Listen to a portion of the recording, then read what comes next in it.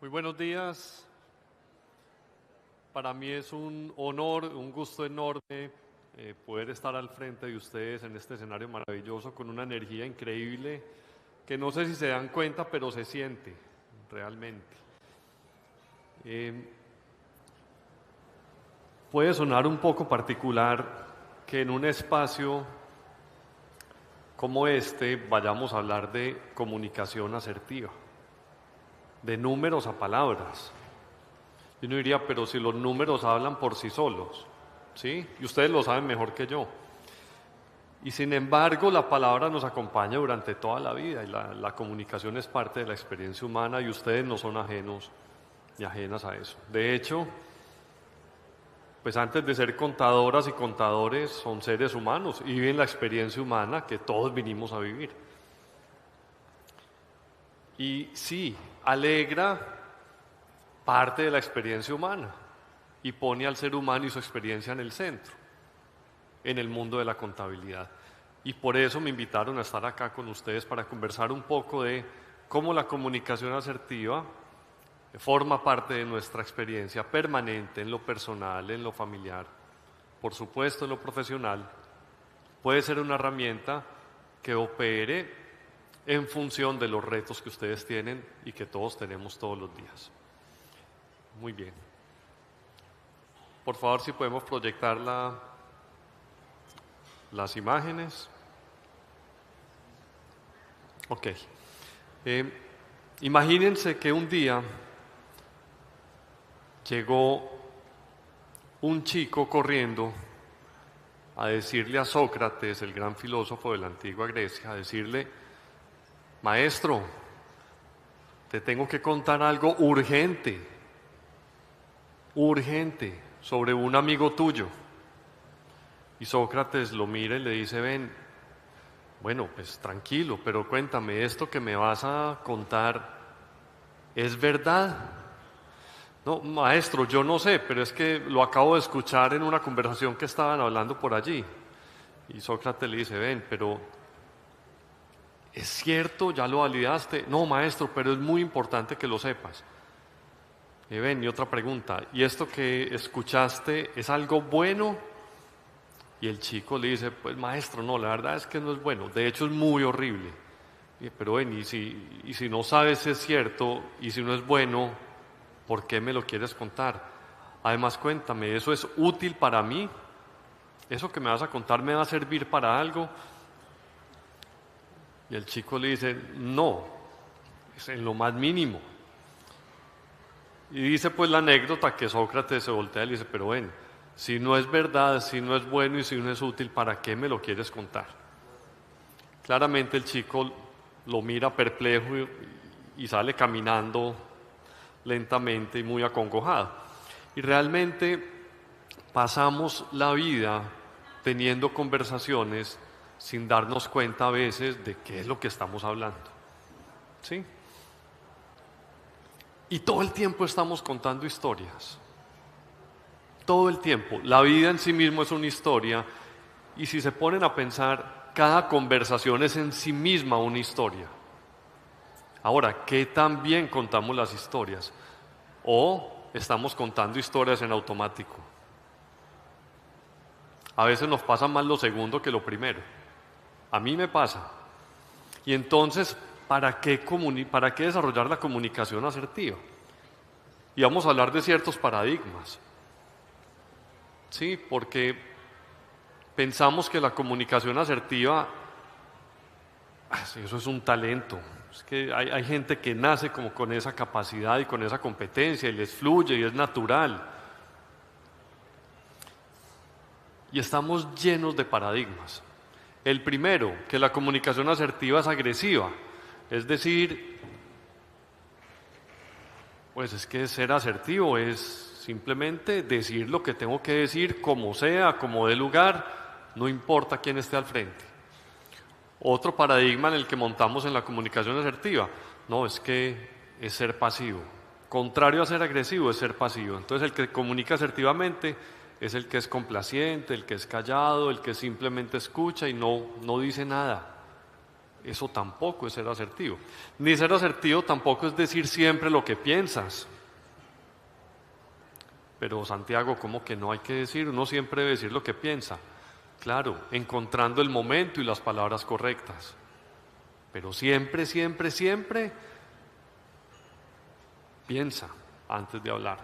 Lo tercero es que la comunicación asertiva es innata, lo que les decía ahora. Y hay gente que nace con el talento y nada más contrario, es una capacidad, una competencia con la que todos nacemos. De hecho, decía ahora, la comunicación es parte de la experiencia humana. Cuando nacemos lo primero que hacemos es ¿qué?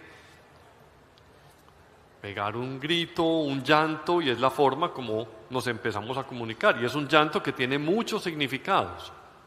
Y todos lo sabemos aún sin poder hablar con un bebé a esa edad, en ese momento. Lo otro es que pensamos que si soy asertivo en mi comunicación, siempre voy a obtener lo que quiero. Tampoco es la expectativa de la comunicación asertiva. Puede que sí aumente las posibilidades de obtener eso que quiero, pero no asegura que eso ocurra. Y por último, no, es que los que se comunican de manera asertiva son los terapeutas o los consejeros, porque es que están entrenadas para hacer eso o entrenados para hacer eso. Todos y todas las personas que estamos aquí tenemos la capacidad de desarrollar la competencia de la comunicación asertiva. ¿Vale? Y entonces, ¿qué es eso que realmente quieres decir? ¿Y a qué me refiero? A que hay unas frases simplemente que reflejan cómo en la comunicación todo el tiempo nos movemos como entre dos mundos. El mundo de la agresividad, el mundo de la pasividad, y en ese abanico de posibilidades pasamos por la evasión, pasamos por la subestimación, pasamos por la comunicación pasivo-agresiva. Y lo más interesante es que esto ocurre y está estudiado desde las ciencias del comportamiento, porque la forma como nos comunicamos nace desde nuestros propios paradigmas, nace desde nuestra propia historia de vida, desde cómo fuimos criados, incluso la idiosincrasia del país o de la región impacta la forma como nos comunicamos. Se impacta también por las experiencias personales, familiares que tenemos todo el tiempo. Pero desde la neurociencia también vemos cómo, por ejemplo, el que tiene una comunicación pasivo-agresiva normalmente es porque los surcos neuronales que dominan las respuestas a ciertos estímulos, tanto agresivos como pasivos, se encienden al mismo tiempo. Y hay personas que eso les ocurre y no se dan cuenta, no es intencionado en la mayoría de las ocasiones. O las personas que hablan con sarcasmo, es un poco el mismo ejemplo. O las personas evasivas. Se muestra desde la neurociencia que quienes son evasivos les ocurre que en la corteza prefrontal los surcos neuronales no se encienden con la misma potencia. Y en la corteza prefrontal es donde tomamos decisiones. Y si eso no se activa, pues voy a preferir no decidir, no avanzar. Y mi comunicación seguramente va a ser pasiva o va a ser evasiva. ¿Vale? Y quisiera invitarlos a hacer una breve reflexión. ¿Cómo creen que su comunicación está impactando la manera como los demás los perciben? Porque pocas veces nos detenemos a pensar en, bueno, ¿y cuál es el impacto que estoy teniendo con mi comunicación? Si yo todo el día estoy haciendo cuentas, estoy en un escritorio analizando cifras, números, y los números hablan por sí solos, pues yo para qué me voy a detener a pensar cuál es el impacto de mi comunicación. Yo mando el reporte y ahí está, el reporte habla por sí solo. Que las cifras digan lo que hay que decir. Y claramente cada vez la capacidad de análisis que tienen ustedes para ofrecer seguramente va a ser mayor y van a tener una posibilidad de ofrecer mayores soluciones con quienes se relacionan en su día a día. Y allí la comunicación tiene hoy y tendrá cada vez un mayor espacio en el que hacer. Hablemos un poco de la comunicación asertiva en la vida real, porque esto a veces en la teoría se queda por allá como muy interesante, pero no deja de ser muy efímero. Y la primera pregunta que a mí se me viene a la cabeza es, ok, pero ¿qué hago con todos los distractores que tengo hoy? TikTok, WhatsApp, Instagram, el correo, las llamadas. Además, en un mundo donde el llamado multitasking es como si fuera la forma. No, yo estoy en una conversación, pero al mismo tiempo respondo el mensaje. Y lo puedo hacer. Ahora, lo estás haciendo con el 100% de tu concentración en disposición de la conversación con la persona, las personas que tienes al frente cuando estás respondiendo un mensaje. Pues la respuesta es no. Pero entonces, ¿qué hacemos con eso? Y la primera de 8 herramientas que quiero ponerles al servicio es la presencia. Y la presencia es estar aquí y estar ahora y disfrutar el momento presente con lo que trae el momento presente. ¿Qué pasa? Que en un mundo cada vez más vertiginoso se nos dificulta estar presentes porque sentimos que tenemos que estar haciendo varias cosas al mismo tiempo. Ahora, no confundamos la presencia con eliminar los pensamientos. Yo llamo a esta la loca de la casa, porque todo el tiempo me está mandando y mandando y mandando mensajes, todo el tiempo. Pero ¿saben qué? No pretendamos eliminar los pensamientos, porque van a estar. Es más, es la función que tiene también el cerebro. ¿Qué tal que no? ¿Sí? Ahora, el reto es ser capaces de identificar, ok, si yo estoy en función de sostener esta conversación, cuáles son los pensamientos que están llegando y cómo regreso a la presencia con esta persona. Entonces no pretendamos no tener pensamientos, eso es imposible, no va a pasar, no es el reto. Más bien, seamos conscientes, llega un pensamiento, estoy en una conversación, ok, este pensamiento que llega, ¿para qué me sirve?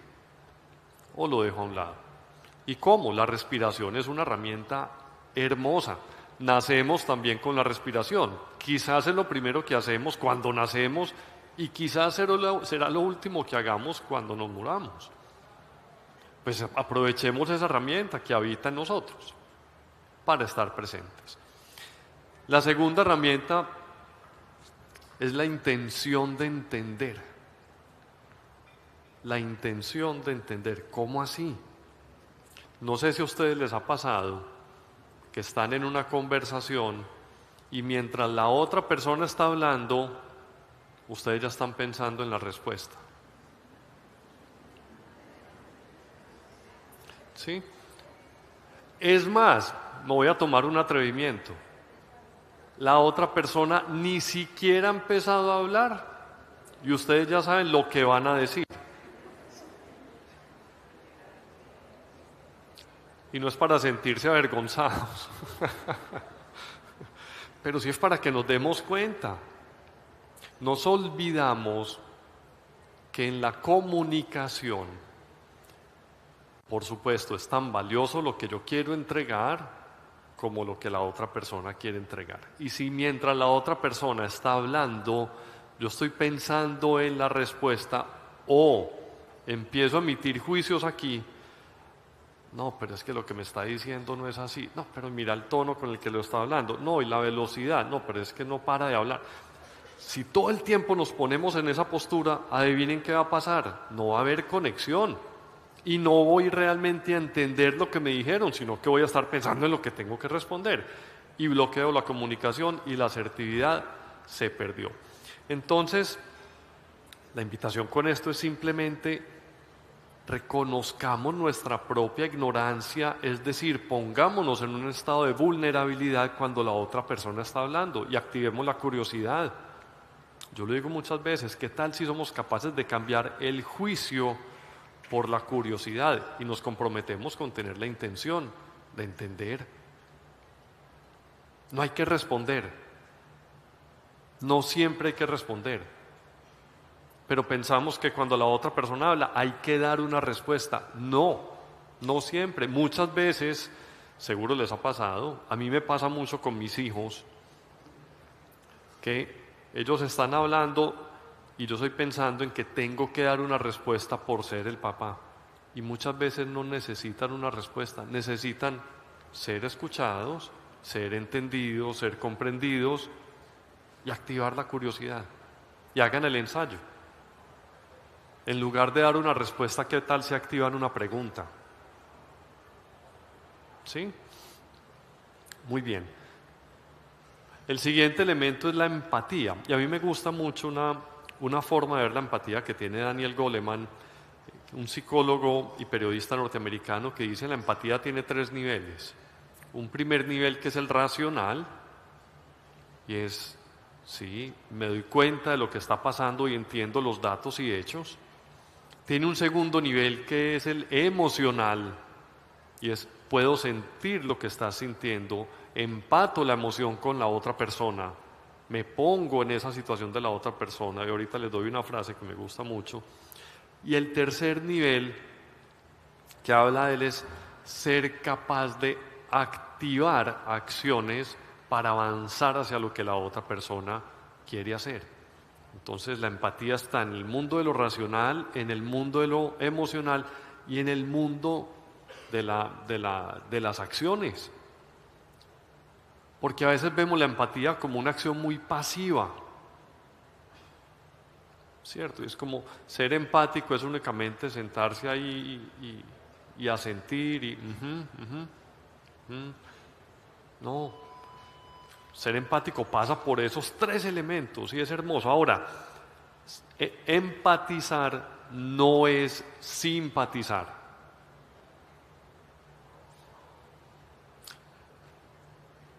¿Por qué? Porque la simpatía, que no está mal per se, muchas veces nos lleva a la complacencia. Y en una conversación asertiva yo no tengo que complacer, no es parte del manual. No se trata de complacer. Es distinto empatizar a simpatizar. Está bien simpatizar y en ciertos escenarios, claro que es lindo y genera cercanía también ser simpático, pero si la comunicación es asertiva no necesariamente es simpática, es empática. Seguramente han escuchado esta frase, ser empático es ponerse en los zapatos del otro. Yo le agrego siempre un pedacito, sí, pero antes quítate tus propios zapatos. Antes de ponerte en los zapatos del otro, ¿qué tal si te quitas los tuyos? Y ese es un acto de mucha humildad, decir, ok, me voy a poner los tuyos, pero me voy a quitar los míos de verdad para sentir realmente lo que tú estás sintiendo. Porque de lo contrario, pues yo me pongo los otros zapatos, pero sigo sintiendo mi propia comodidad de alguna manera. ¿Cierto? Y ese desprendimiento es un poquito doloroso, pero créanme, genera una gran diferencia.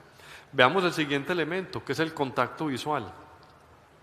Y en un mundo cada vez donde la comunicación, además a través del texto, es más rápido, a veces el contacto visual lo perdemos. Seguro les ha pasado que están en un almuerzo, en una cena, están conversando y haciendo ¿qué? Con el celular en la mano. ¿Sí? O están teniendo una conversación de amigos y están todas y todos ¿qué? Con el celular en la mano. Y perdemos el contacto visual. Dicen que a través de los ojos se puede ver el alma. Yo no soy capaz de decir si eso es cierto o no. Lo que sí les puedo asegurar es que un buen contacto visual marca la diferencia. Porque genera compromiso. Es más, es incómodo. ¿Les ha pasado? Cuando alguien lo está mirando a uno los ojos, de verdad mirándolo a los ojos, es un poco incómodo. ¿Sí? ¿Por qué?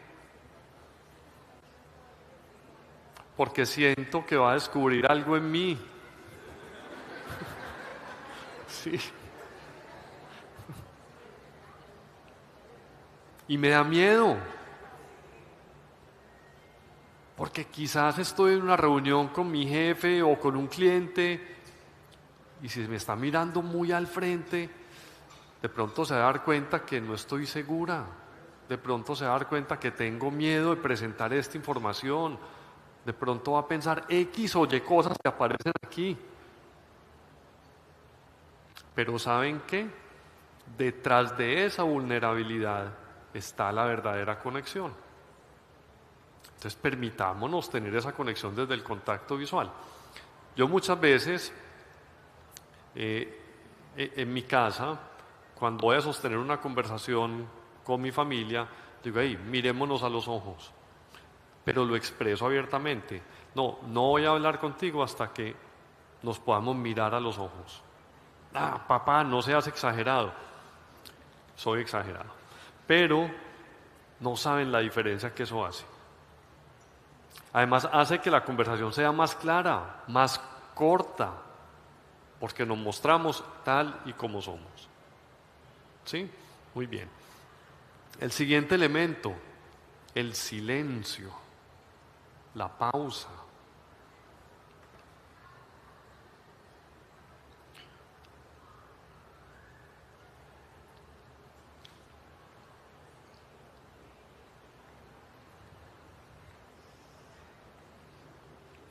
Y no sé ustedes, pero yo puedo sentir la tensión que genera el silencio.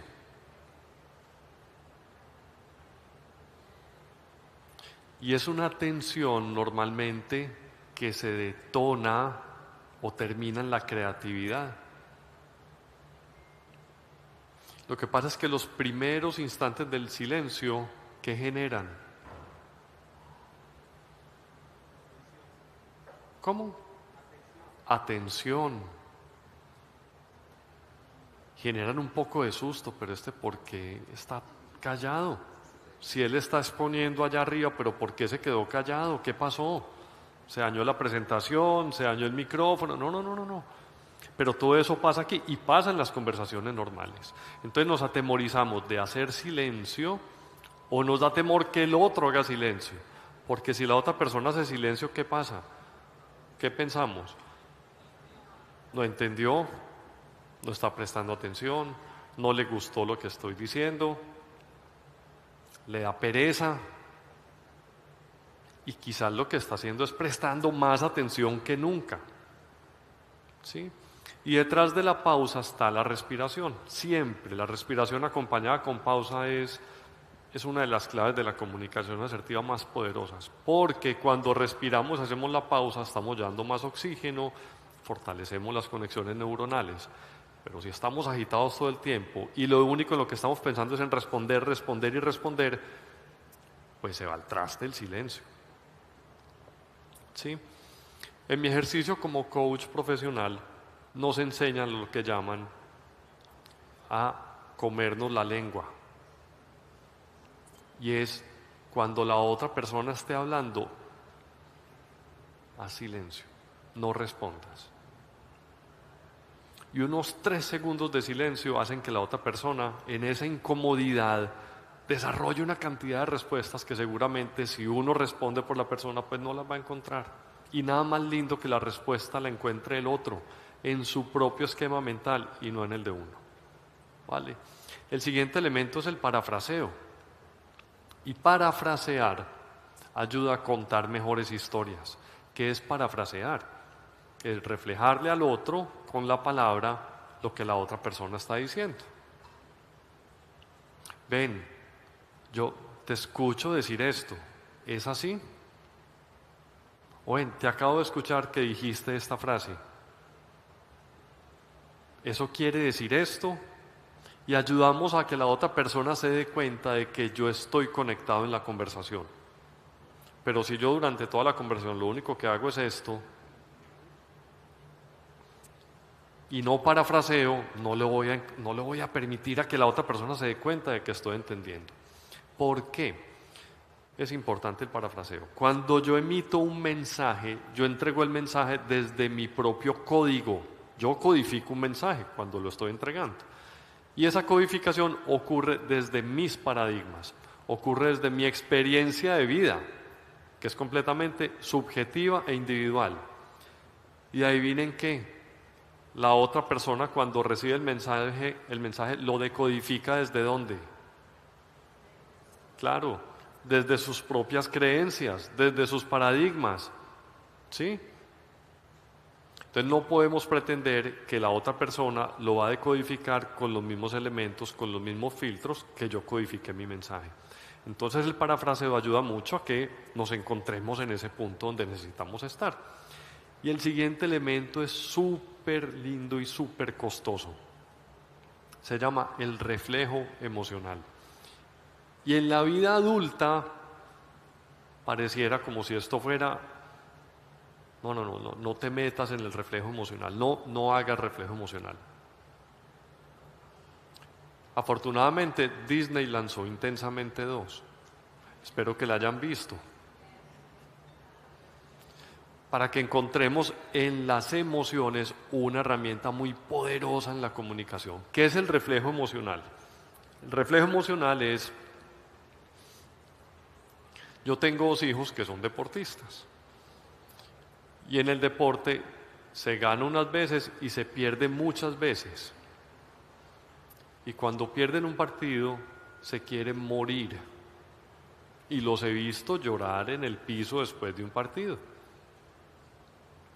¿Qué es el reflejo emocional? Es acercarme a mi hijo de manera empática y decirle, me doy cuenta de lo importante que es esto para ti.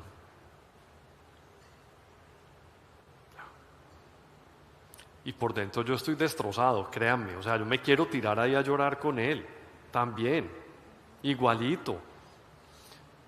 Claro, pero el reflejo emocional es simplemente me doy cuenta de que esto te importa, me doy cuenta de que te estás sintiendo de alguna manera, me doy cuenta que esto es fuerte para ti. Y estar ahí. El reflejo emocional no es decir, ven, pero ¿por qué lloras? Y ni mucho menos decirle, no llores que no es para tanto. Otra que pasa muy sutil, llora tranquilo, llora tranquilo. Ven, pero, o sea, estoy llorando, ¿cómo me vas a pedir que esté tranquilo? ¿Lo han dicho? Yo lo he dicho. Y es paradójico, llora tranquilo. No, pues. Y entonces, ¿cómo opera el reflejo emocional en una conversación? Santiago, pero ¿cómo lo voy a decir a mi cliente o a mi jefe que sí? Ven, siento que esta situación es importante. Puedo verlo en la expresión de tus ojos, puedo verlo en la expresión de tu rostro, puedo sentir en tus palabras que esto que me estás diciendo es importante, cuéntame. ¿Ya? Eso es reflejo emocional. Y eso lo único que denota es intención en conectar con la otra persona. Y abre el camino a una comunicación aún más profunda, ¿cierto? Y la última herramienta es la pregunta. ¿Dónde habitan las preguntas? Santiago, es que tú eres coach, tú seguro tienes una lista de preguntas. ¿Dónde habitan las preguntas? Las preguntas habitan en la conversación. La mejor pregunta es la que sale de una conversación genuina. No son las preguntas preparadas. Aquí no estamos hablando de encuestas. La pregunta sale de la curiosidad y no debería salir de los prejuicios, porque una pregunta prejuiciosa es muy dañina, pero una pregunta desde una curiosidad genuina es hermosa. ¿Sí?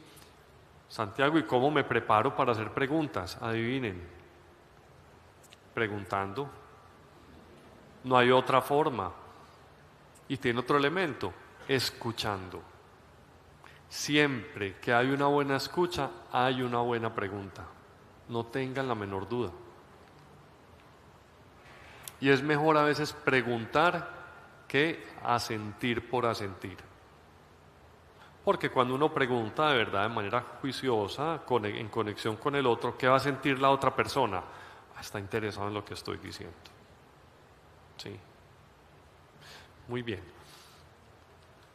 De manera que el reto ¿cuál es? Es atreverse a conectar de una manera diferente. Y ustedes están llenos de escenarios para sostener conversaciones desde una comunicación asertiva. Todos los días, aquí, ¿sí? En su vida personal, en su vida familiar, en su vida profesional. porque los números sí hablan por sí solos, es verdad. Pero los números acompañados de una historia contada desde una comunicación asertiva es increíble y cambia la conversación y los cambia a ustedes con certeza, y con certeza cambia también la percepción de la otra persona frente a ustedes. Un día llegaron los alumnos y salieron de clase muy aburridos, hartos. Decían, no más, es imposible que el maestro sea tan sabio que tenga todas las respuestas. No, eso solo se lo cree él. Tenemos que ser capaces de poner a prueba la sabiduría del maestro. Y se fueron a casa los 3 compañeros a buscar maneras de que el maestro no tuviera una respuesta. Y llegaron a lo siguiente: vamos a ir por un pajarito, yo lo voy a sostener atrás, y si le preguntamos al maestro si el pájaro está vivo o está muerto, si el maestro dice que está vivo, ¿qué hacemos? Estripo la mano y le digo, maestro, el pájaro está muerto. Y si el maestro dice que el pájaro está muerto, pues simplemente abro la mano y que el pájaro salga volando. Y llegaron al otro día entusiasmados los 3 y dijeron, maestro, ¿tú qué dices ser tan sabio? Dinos si el pajarito que tenemos aquí detrás está vivo o está muerto. ¿Qué dijo el maestro? La respuesta está en tus manos. Muy bien. De manera